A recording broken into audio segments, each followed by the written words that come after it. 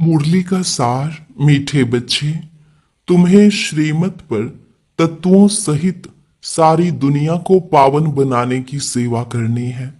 सबको सुख और शांति का रास्ता बताना है। प्रश्न, तुम बच्चे अपनी देह को भी भूलने का पुरुषार्थ करते हो, इसलिए तुम्हें किस चीज की दरकार नहीं है? उत्तर, चित्रों की। जब यह चित्र देह ही भूलना है तो उन चित्रों की क्या दरकार है? स्वयं को आत्मा समझ विदेही बाप को और स्वीट होम को याद करो। यह चित्र तो है छोटे बच्चों के लिए, अर्थात नयों के लिए। तुम्हें तो याद में रहना है और सबको याद कराना है। धंधादी करते सतो प्रधान बनने के लिए याद में ही रहने का अभ्यास करो। गीत तकदीर जगा कर आई हूं।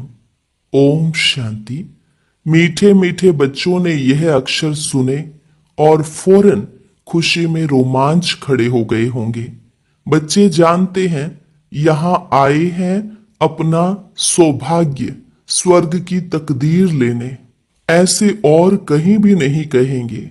तुम जानते हो हम बाप से स्वर्ग का वर्षा ले रहे हैं, अर्थात स्वर्ग बनाने का पुरुषार्थ कर रहे हैं। सिर्फ स्वर्गवासी बनने का नहीं, परंतु स्वर्ग में ऊंचते ऊंच पद पाने का पुरुषार्थ कर रहे हैं। स्वर्ग का साक्षात्कार कराने वाला बाप हमको पढ़ा रहे हैं। यह भी बच्चों को नशा चढ़ना चाहिए। भक्ति अब खत्म होनी है। कहा जाता है भगवान भक्तों का उद्धार करने आते हैं, क्योंकि रावण की जंजीरों में फंसे हुए हैं। अनेक मनुष्यों की अनेक मतें हैं। तुम तो जान गए हो, सृष्टि का चक्र यह अनादि खेल बना हुआ है। यह भी भारतवासी समझते हैं। बरोबर हम प्राचीन नई दुनिया के वासी थे, अब पुरानी दुनिया के वासी बने हैं। बाप ने स्वर्ग नई दुनिया बनाई, रावण ने फिर नरक बनाया है।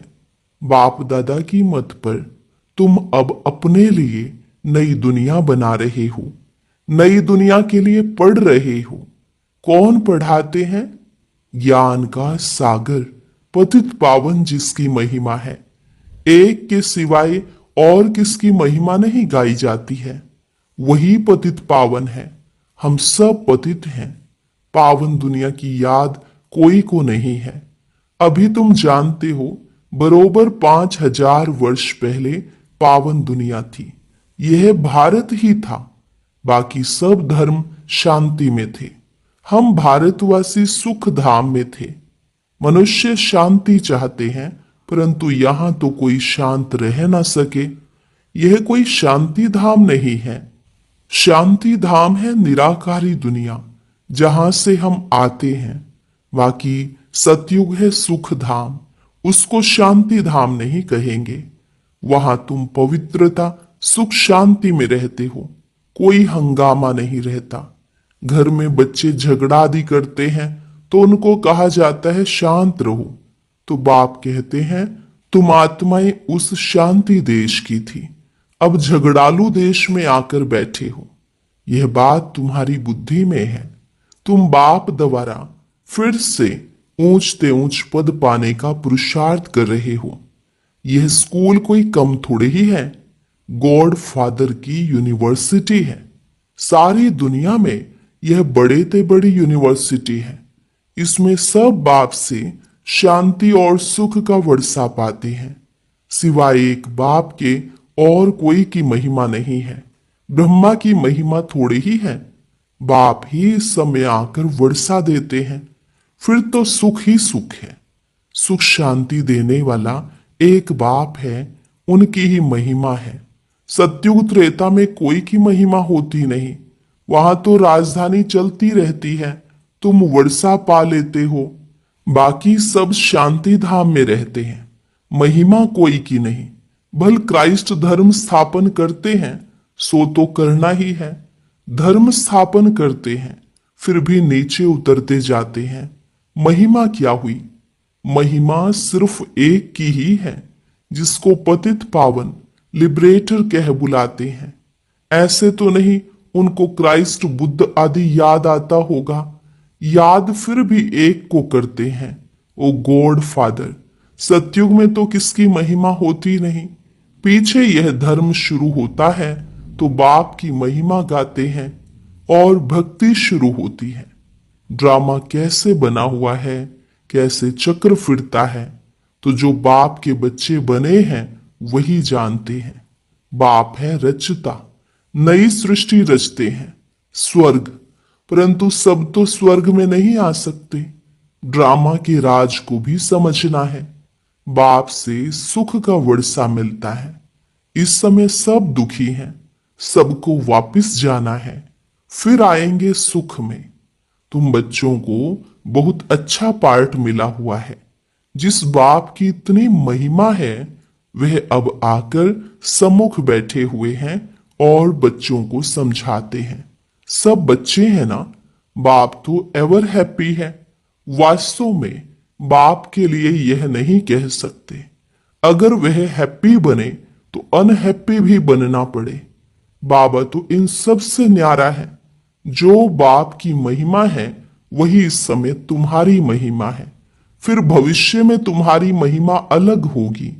जैसे बाप ज्ञान का सागर है, तुम भी हो। तुम्हारी बुद्धि में सृष्टि चक्र का ज्ञान है। जानते हो बाप सुख का सागर है, उनसे अथाह सुख मिलते हैं। इस समय तुम बाप से वर्षा ले रहे हो।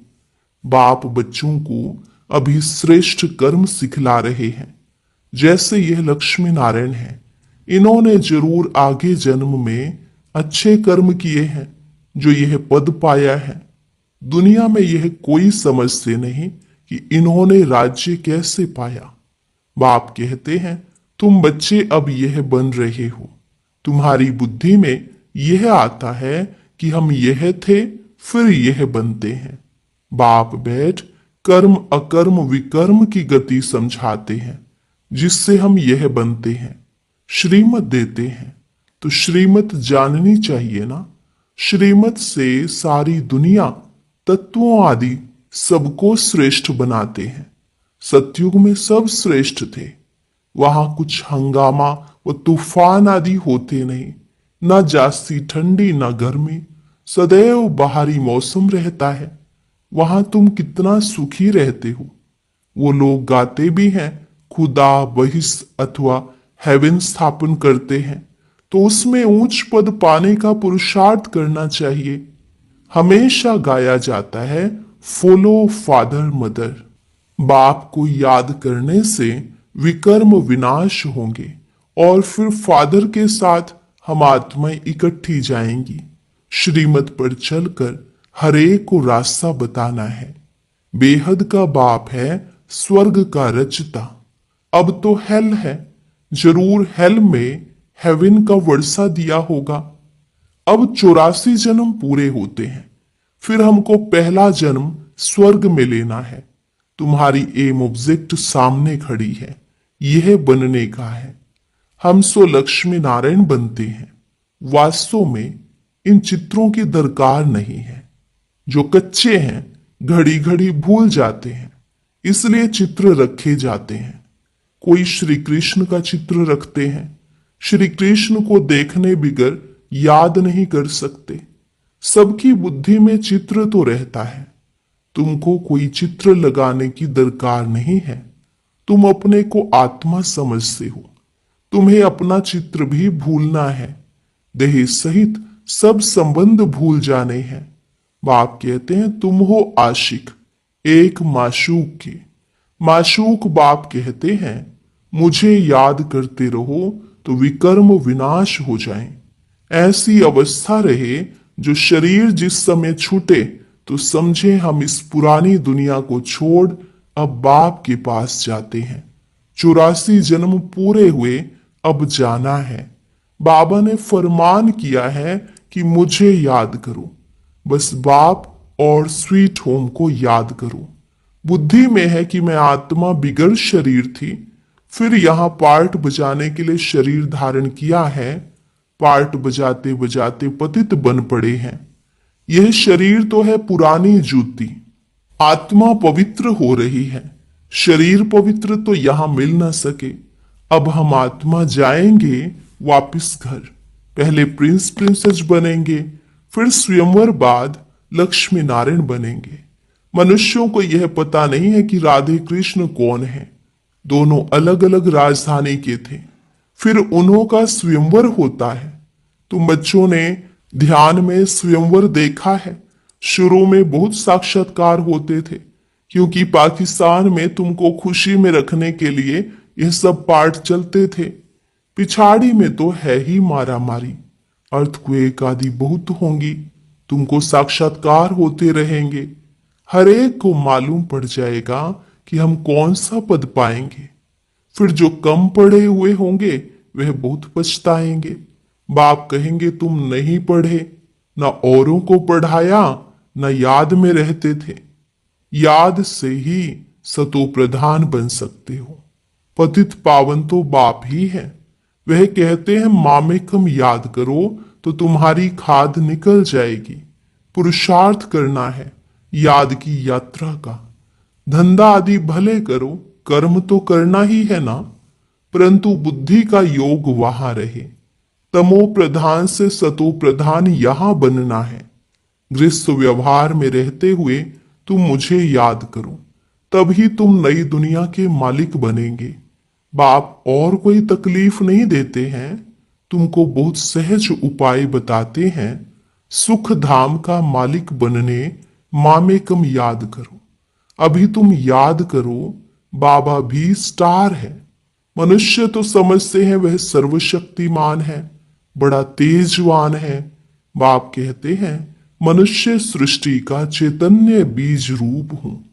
बीज होने के कारण सृष्टि के आदि मध्य अंत को जानता हूं। तुम तो बीज नहीं हो, मैं बीज हूं, इसलिए मुझे ज्ञान सागर कहते हैं। मनुष्य सृष्टि का चैतन्य बीज है। उनको जरूर मालूम होगा कि यह सृष्टि चक्र कैसे फिरता है। ऋषि मुनि कोई रचता और रचना के आदि मध्यांत को नहीं जानते। बच्चे अगर जानते तो उनके पास जाने में देरी नहीं लगती, परंतु बाप के पास जाने का रास्ता कोई भी नहीं जानते। पावन दुनिया में पतित जा ही कैसे सकते। इसलिए बाप कहते हैं काम महाशत्रु पर जीत पहनो। यही तो उनको आदि मध्य अंत दुख देते हैं। तुम बच्चों को कितना अच्छी रीति समझाते हैं, कोई तकलीफ नहीं। सिर्फ बाप और वर्षे को याद करना है। बाप की याद अर्थात योग से पाप भस्म होंगे। सेकंड में बाप से ही बादशाही मिलती है।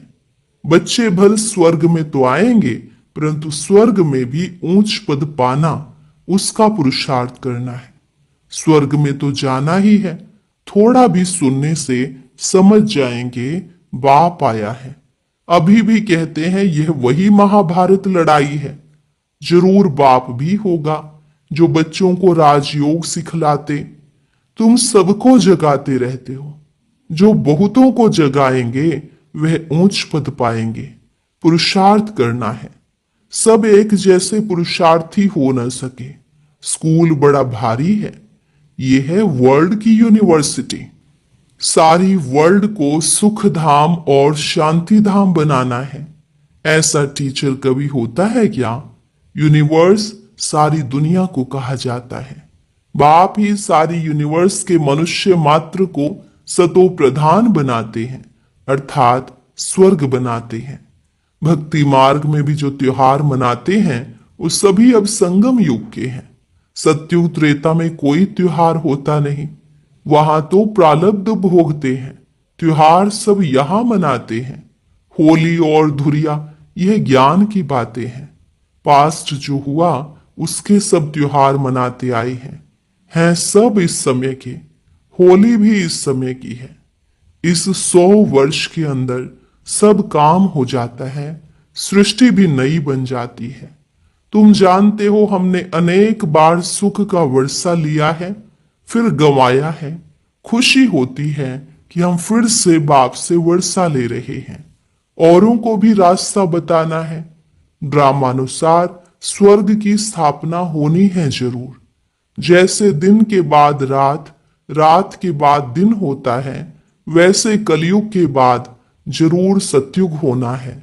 मीठे मीठे बच्चों की बुद्धि में खुशी का नगाड़ा बजना चाहिए। अब समय पूरा होता है, हम जाते हैं शांति धाम। यह अंतिम जन्म है। कर्म भोग की भोगना भी खुशी में हल्की हो जाती है। कुछ भोगना से, कुछ योग बल से हिसाब किताब चुकतू होना है। बाप बच्चों को धैर्य देते हैं, तुम्हारे सदा सुख के दिन आ रहे हैं। धंधा आदि भी करना है, शरीर निर्वाह अर्थ पैसे तो चाहिए ना। बाबा ने समझाया है, धंधे वाले लोग धर्माऊ निकालते हैं, समझते हैं जास्ती धन इकट्ठा होगा तो बहुत दान करेंगे। यहां भी बाप समझाते हैं, कोई 2 पैसा भी देते हैं तो उनको रिटर्न में 21 जन्मों के लिए बहुत मिल जाता है। आगे जो तुम दान पुण्य करते थे उसका रिटर्न दूसरे जन्म में मिलता था, अब तो 21 जन्मों के लिए एवजा मिलता है। आगे साधु संत आदि को देते थे, अब तो तुम जानते हो ये सब खत्म हो जाना है। अब मैं सम्मुख आया हूं तो इस कार्य में लगाओ तो तुमको 21 जन्मों के लिए वर्षा मिल जाएगा। आगे तुम इनडायरेक्ट देते थे, यह है डायरेक्ट। बाकी तो तुम्हारा सब खत्म हो जाएगा। बाबा कहते रहते हैं, पैसे हैं तो सेंटर खोलते जाओ, अक्षर लिख दो, सच्ची गीता पाठशाला। भगवानुवाच मामेकम याद करो और वर्षे को याद करो। अच्छा, मीठे मीठे सिकिलधे बच्चों प्रति मात पिता बाप दादा का याद प्यार और गुड मॉर्निंग। रूहानी बाप की रूहानी बच्चों को नमस्ते। रूहानी बच्चों की रूहानी बाप दादा को नमस्ते नमस्ते, गुड मॉर्निंग। शुक्रिया बाबा, शुक्रिया। धारणा के लिए मुख्य सार। पहली पॉइंट, बाप समान महिमा योग्य बनने के लिए फॉलो फादर करना है। यह अंतिम जन्म है, अब घर जाना है, इसलिए खुशी में अंदर ही अंदर नगाड़े बजते रहे। कर्म भोग को कर्म योग से अर्थात बाप की याद से खुशी खुशी चुकतू करना है। वरदान, बालक सो मालिकपन की स्मृति से सर्व खजानों के अधिकारी प्राप्ति संपन्न भव। बालक सो मालिकपन की स्मृति से सर्व खजानों के अधिकारी प्राप्ति संपन्न भव। हम बाप के सर्व खजानों के बालक सो मालिक हैं, नेचुरल योगी, नेचुरल स्वराज्य अधिकारी हैं। इस स्मृति से सर्व प्राप्ति संपन्न बनो। यही गीत सदा गाते रहो कि पाना था सो पा लिया, खोया पाया, यह खेल नहीं करो। पा रहा हूं, यह अधिकारी के बोल नहीं। जो संपन्न बाप के बालक सागर के बच्चे हैं, वह नौकर के समान मेहनत कर नहीं सकते। स्लोगन, योग बल द्वारा कर्म भोग पर विजय प्राप्त करना यही श्रेष्ठ पुरुषार्थ है। योग बल द्वारा कर्म भोग पर विजय प्राप्त करना यही श्रेष्ठ पुरुषार्थ है। अव्यक्त इशारे निश्चय के फाउंडेशन को मजबूत कर सदा निर्भय और निश्चिंत रहो। सबसे पहले स्वयं में पूरा फेथ, विश्वास चाहिए, फिर बाप दादा और सर्व परिवार की आत्माओं में फेथफुल होना पड़ता है। जितना फेथफुल बनकर निश्चय बुद्धि होकर कोई कर्तव्य करेंगे तो फेथफुल होने से सक्सेसफुल हो ही जाएंगे। फेथफुल होने से हर कर्तव्य, हर संकल्प, हर बोल पावरफुल होगा।